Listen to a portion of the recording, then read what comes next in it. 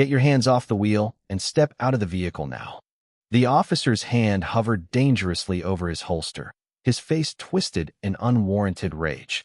Officer, if you check my wallet in the glove compartment, you'll see exactly who you're dealing with, the driver replied, his voice terrifyingly calm. I don't care who you think you are, boy. He had no idea he had just handcuffed Special Agent Patrick Ross of the FBI. And in exactly 48 hours, this corrupt cop's entire world was going to violently collapse. The mid-July heat radiating off Interstate 285 in Atlanta was thick enough to choke on. Inside a beat-up 2014 Chevy Malibu, Special Agent Patrick Ross wiped sweat from his forehead. At 34, Ross was one of the brightest stars in the FBI's Atlanta field office, attached to the Violent Crimes and Public Corruption Task Force. Today he didn't look the part. Dressed in faded jeans, a worn t-shirt, and scuffed boots, he was in the final stages of a 6-month undercover operation. Tucked into a waistband holster was his bureau-issued Glock 19M. More importantly, locked in a duffel bag in the trunk was $50,000 in serialized federal buy money for a major sting operation. Ross had been running on 4 hours of sleep for 3 days, playing chess with some of Fulton County's most dangerous arms dealers. All he wanted was a shower, a meal, and 12 hours of sleep. Miles behind him, under a highway overpass, sat Officer Harold Whitaker, a 15-year veteran whose career was defined not by protecting and serving, but by intimidation and control. Big, buzz-cut, cold-eyed, Whitaker ran his patrol sector like a personal fiefdom. His department had already been flagged by the Department of Justice for disproportionate traffic stops and civil rights complaints, but he'd always slipped through the cracks. As Ross's Malibu cruised past doing exactly the speed limit, Whitaker's eyes locked onto it. The older car, the dented bumper, and through the glass, the driver. In Whitaker's predatory mind, it was an easy mark, a ticket to boost his quota, or better, a search that might yield forfeiture cash. Whitaker's Charger roared to life. He tailgated the Malibu through traffic. Ross checked his mirror, heart rate steady. Years of training had taught him to suppress panic. Speedometer dead on the limit, lane perfect. He knew exactly what this was.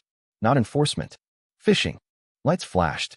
Ross pulled onto the shoulder, cut the engine, rolled down all 4 windows, and placed both hands at 10 and 2, fingers interlocked and visible. Whitaker approached with a slow, swaggering gait, hand resting on his sidearm, letting the tension build. License, registration, and proof of insurance. Whitaker barked, an order meant to establish dominance. Good afternoon, officer, Ross replied, calm and measured. My license is in my wallet, and my jacket on the passenger seat. Registration and insurance are in the glove compartment. How would you like me to proceed? Whitaker's eyes narrowed. He didn't like composure. I said give me your license, boy. Don't play games with me. The racial undertone told Ross exactly what kind of stop this was. Precisely the corruption the FBI's Civil Rights Division hunted. Ross kept his hands on the wheel. Officer, I am willing to provide documentation, he said smoothly. But my wallet is out of reach, and I want us on the same page before I move. Are you refusing a lawful order? Whitaker snapped, gripping his flashlight like a club. I can drag you out of this car. I am not refusing, Ross said steadily. I'm waiting for your instruction. Step out of the vehicle. Now. Ross complied. Under Terry versus Ohio, an officer could legally order this. But he also knew the stop itself was entirely pretextual. He stepped out onto the scorching asphalt, standing tall, hands visible. Turn around, hands on the roof. Ross obeyed. Before he could brace, Whitaker slammed him forward into the hot metal. What's the reason for this search, officer? I haven't committed a crime, and I don't consent to any search. I don't need your consent, Whitaker snarled, kicking his feet apart. I smell marijuana. Probable cause. It was a blatant lie. Ross had never touched drugs, and the car was clean. Whitaker was fabricating probable cause out of thin air, a direct Fourth Amendment violation. As Whitaker patted him down, his fingers brushed the outline of the Glock 19M. He leaped back, drawing his weapon on Ross's head. Gun. Don't move, or I'll blow your head off. Ross froze, hands still on the roof, tactical training overriding panic. Officer, listen carefully, he said, loud and clear. I am federal law enforcement. Special Agent, FBI. My credentials are in a black leather case in my jacket's breast pocket. That weapon on my hip is my bureau-issued firearm. Shut up, Whitaker roared, jamming his barrel into Ross's spine, ripping the Glock free and tossing it onto his cruiser's hood. He cuffed Ross so tight the metal bit into his skin, cutting circulation deliberately. FBI, huh? Whitaker sneered, spinning him around. You look like a street thug. Now you're going away a long time for a concealed weapon and impersonating a federal officer. He marched to the Malibu, grabbed the jacket, found the credential case, and flipped it open. The golden FBI shield gleamed beside Ross's real ID. For 1 second, panic flickered across Whitaker's face, but the arrogance of a man who'd never faced consequences took over. Admitting the truth now meant admitting he'd assaulted and disarmed a federal agent. His career would be over. Nice fake, he declared loudly, for his dashcam's benefit, and tossed the very real FBI credentials onto the floorboard like trash. Then he did something that turned a career-ending mistake into a federal felony. He popped the trunk, forced open the locked duffel bag, and found $50,000 in serialized federal buy money. Ross watched in the reflection of the cruiser's window as greed lit up Whitaker's eyes. Whitaker glanced around the empty highway, reached up, and manually disabled his body camera. Then he threw the bag into his own trunk and slammed it shut. Ross said nothing. He just smiled. A cold, sharp expression that never reached his eyes. Whitaker thought he'd hit the jackpot. In reality, he had just stolen federal property from an active FBI operation. The trap wasn't just sprung. The jaws had locked shut. The ride to the precinct was a masterclass in endurance. The cuffs were so tight Ross's hands had gone numb. The AC in the back was off, turning the compartment into an oven. Up front, Whitaker hummed along to the radio, gloating in the mirror. You really messed up today. Concealed weapon, resisting arrest, assaulting an officer, a fake badge. You'll be an old man before you see outside a cell. Ross stayed silent, his face stone. Every lie Whitaker spoke aloud was another nail in his own coffin. The precinct smelled of stale coffee and bleach. Whitaker dragged Ross by the cuffs past officers who chuckled and high-fived him for the collar, a sickening display that told Ross the rot in this department ran deep. At booking, Whitaker dumped Ross's wallet, keys, and Glock on the counter along with the leather credential case, quickly snatching it back before the desk sergeant could look too closely. I'll tag this into evidence myself, writing up the impersonation charge. Ross was shoved into a holding cell. You get one phone call, Whitaker sneered. Call a good lawyer.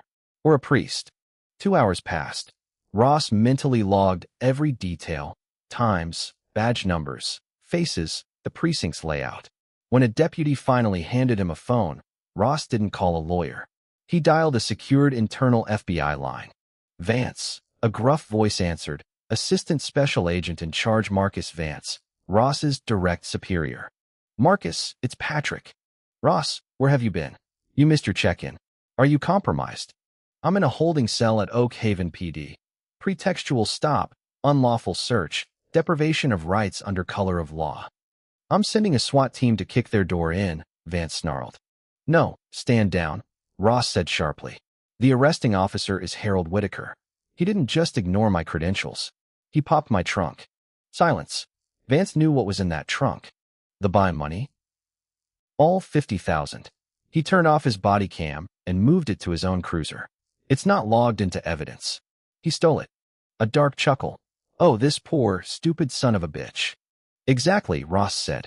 We've been trying to find an angle to dismantle this precinct's corruption for a year. Whitaker just handed us a federal felony. Theft of government property, deprivation of rights under color of law. If we pull me out now, they'll cover it up, call it a misunderstanding. So what's the play? Let him proceed. Let him falsify his report. Let him file charges and walk me into a courtroom under oath. Let him build his own gallows, Marcus. Then we drop the floor. You'll spend the weekend in lockup. I've slept in worse places, Ross said. Have Cyber pull the telemetry from his cruiser and subpoena the precinct's cloud server for his deleted body cam footage. I want everything ready by Monday. Done. Sit tight. Monday, we bring the thunder. Ross hung up, sat back on the concrete bench, closed his eyes, and smiled. The first genuine smile all day. The trap was set. 3 days later, the Fulton County Municipal Courthouse buzzed with nervous energy. Officer Harold Whitaker stood outside Courtroom 4B in his dress uniform, boasting to a young assistant DA about textbook, training, and a dangerous suspect. "We've got him dead to rights," the ADA said, flipping through the file: aggravated assault, resisting arrest, concealed weapon, impersonating a federal officer. The judge will deny bail on the weapons charge alone. Whitaker had already mentally spent the $50,000, a new boat, maybe a truck down payment. No one would miss drug money from a nameless suspect about to disappear into the system. Then the doors opened, and Patrick Ross walked in. Gone were the jeans and boots. He wore a flawlessly tailored charcoal three-piece suit, polished Oxfords, a crimson tie, clean-shaven, perfectly postured, radiating quiet command. He carried a slim leather briefcase. The crowd parted for him. Whitaker nearly choked on his coffee, unable to reconcile this sharp professional with the thug he'd bullied on the highway. Mommy and Daddy bought him a nice suit, Whitaker scoffed, recovering his bravado. Ross didn't even glance at him. Judge Henry Caldwell, a strict, old-school judge with an ingrained trust in police testimony, called the case. State of Georgia versus Patrick Ross. Aggravated assault on a peace officer, resisting arrest, illegal concealment of a firearm, impersonating a federal officer. Given the severity, you face a mandatory minimum of 15 years. Are you requesting a public defender? Ross set his briefcase on the table, the brass latches clicking loudly. No, Your Honor. I will not be needing a public defender, nor will I be entering a plea to these fabricated charges. Caldwell's face darkened. You're treading on thin ice. This isn't television. If you don't enter a plea, I'll enter one for you, deny bail, and remand you until trial. Perfectly clear, Your Honor, Ross said. However, I move for immediate dismissal of all charges with prejudice. Whitaker laughed out loud. He's out of his mind, Judge. Silence, Officer Whitaker, Caldwell snapped, his anger aimed at Ross. On what grounds? On the grounds that the arresting officer committed multiple federal felonies during my apprehension, Ross said coldly. Title 18, Section 242, Deprivation of Rights under Color of Law. Title 18, Section 641, Theft of Public Property. The courtroom went dead silent. Whitaker's smirk began to slide off his face. How did this street thug know federal statutes? Caldwell, patience gone, ordered the bailiff to take Ross into custody for contempt. Before the bailiff could move, boom. The courtroom's rear doors were kicked open, splintering against the wall. Federal agents. Nobody move. Lock it down. A wave of tactical agents in FBI and U.S. Marshal vests flooded in, sealing every exit within seconds. The gallery gasped. Local bailiffs froze, hands raised. What is the meaning of this? Caldwell roared. This is a state courtroom. You have no jurisdiction here. From the formation stepped Marcus Vance in a sharp navy suit, flanked by marshals, carrying a stack of manila folders. Actually, Your Honor, we do. He placed the documents on the bench. ASAC Marcus Vance, FBI. I have federal arrest warrants for several members of the Oak Haven Municipal Police Department and a federal seizure warrant for this precinct's digital servers. Caldwell's fight drained away. Arrest warrants for whom? Vance didn't answer. He looked at the defense table. Ross reached into his jacket, pulled out the same leather credential case Whitaker had once tossed aside, and pinned the gold badge to his lapel. He turned to face the prosecution table. Whitaker was shaking, color drained from his face. Special Agent Patrick Ross, he said, staring straight at him. Violent Crimes and Public Corruption Task Force. Officer Whitaker, you have the right to remain silent. The room went utterly still. The ADA backed away from Whitaker as if he were radioactive. This is a mistake, Whitaker stammered. He had a fake badge, $50,000 in serialized FBI operational funds, Vance announced. GPS tagged. Currently sitting in the trunk of your personal vehicle in this parking lot. Whitaker collapsed into his chair, sobbing into his hands. The illusion of his power was shattered in front of his peers, his superiors, and the very system he'd exploited for years. Your Honor, Ross said, walking toward Whitaker. I was on a deep-cover federal assignment. By unlawfully arresting me, Officer Whitaker didn't just violate my civil rights. He derailed an active investigation and put multiple informants' lives at risk. Caldwell looked down, eyes burning. Officer Whitaker, You have disgraced this uniform, this court. You are a cancer to the justice system. Ross unclipped the same handcuffs from Whitaker's belt that had once cut into his own wrists. Stand up. It's not a request. Whitaker rose, legs trembling, eyes begging. Please. I have a family. A pension. Just let me resign. Ross's eyes stayed cold. You didn't care about my life when you put a gun to my head. You didn't care about justice when you stole that money. You thought you were a wolf hunting sheep. He twisted Whitaker's wrist behind his back with the same force Whitaker had used on him. But you're not a wolf, Harold. You just walked into the lion's den. The cuffs clicked shut, the sound of a bully broken, of karma finally landing. Marshals dragged Whitaker out through the same doors he'd once marched Ross through in chains. Within the hour, a joint FBI-GBI task force raided the Oak Haven precinct. Filing cabinets were seized, hard drives bagged. The $50,000 was recovered exactly where the GPS said it would be, in Whitaker's truck. He wasn't alone in his fall. The investigation his arrogance triggered exposed a web of corruption, extortion, and evidence tampering. 7 other officers, including the desk sergeant who'd booked Ross, were indicted on federal racketeering charges. The precinct was placed under a federal consent decree, its leadership gutted and replaced. Whitaker was denied bail, held in isolation for his own safety, and charged with armed robbery, grand theft, kidnapping under color of law, deprivation of civil rights, and perjury. His union cut ties immediately, refusing to fund his defense. Facing over 60 years in federal prison, his bravado shattered completely. 3 weeks later, in a windowless federal interrogation room, Whitaker sat in an orange jumpsuit, gaunt and hollow. Ross walked in wearing a polo shirt, looking like a man who'd finally slept well. Your lawyer says you want a plea deal, Ross said, sitting across from him. I'll give you everything, Whitaker croaked. Kickbacks, evidence room skimming, I'll testify against the captain. Just don't send me to maximum security. They'll kill me in there. Ross studied the broken man, thinking of the countless people Whitaker had terrorized over 15 years, people with no federal badge hidden in their pocket to save them. The U.S. attorney isn't offering you a deal, Harold, Ross said flatly. Whitaker's head snapped up. What? Why? I can give you the whole department. We already have the whole department, Ross replied, tapping a thick folder. Servers, wiretaps, everything. The only thing the Department of Justice needs from you now is an example. He stood, pushed in his chair, and looked down at Whitaker one last time. No pity in his eyes, only the cold mechanics of justice. You're pleading guilty to all charges. Because if you take this to trial, I'll make sure the judge sees exactly who you are. Enjoy your retirement. Ross walked out.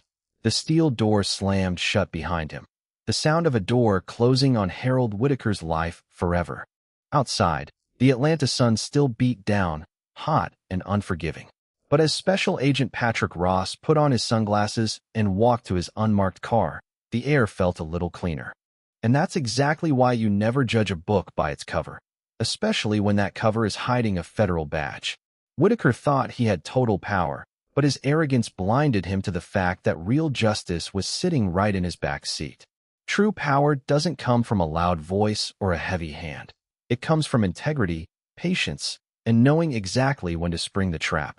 The system may be flawed, but when karma hits back, it hits with the full weight of the federal government.